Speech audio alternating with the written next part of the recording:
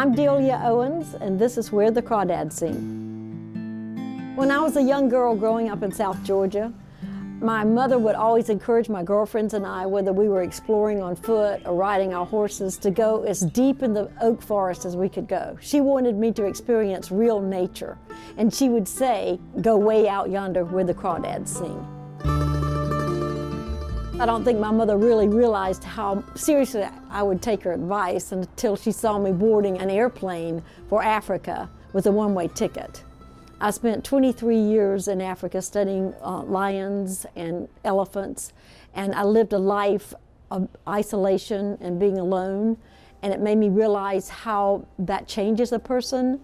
I wanted to write a novel that would explore how isolation would affect the behavior of a young woman separated from her troop. Where the Crawdads Sing is an exploration into the raw core of human nature. It's a mystery, but it doesn't just ask who the culprit is. It asks why they behaved as they did. I studied animal behavior for 23 years, and I realized how similar our behavior still is to animals in the wild. And I wanted a novel that would explore our ancient behavior that we still have today. Female empowerment is a major theme of this book.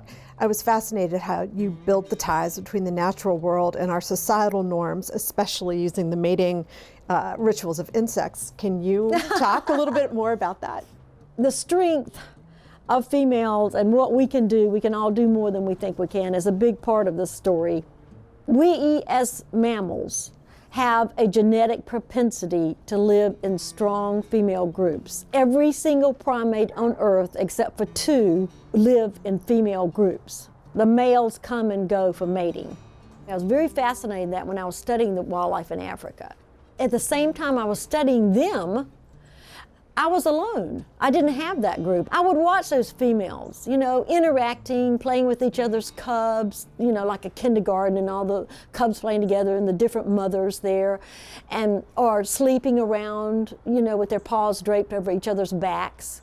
And it made me realize how much I missed my girlfriends. And it made me think about how being isolated actually changes a person. Delia, thank you so much for being here today. It was wonderful having you. Thank you for having me. I really appreciate it. And thank you for watching Word on Words. I'm JT Ellison. Keep reading. I like to compare writing to how you ride a horse. When you're writing nonfiction, it's like riding your horse inside the corral. Then when you write fiction, it's like riding your horse through the gate and galloping across the meadow.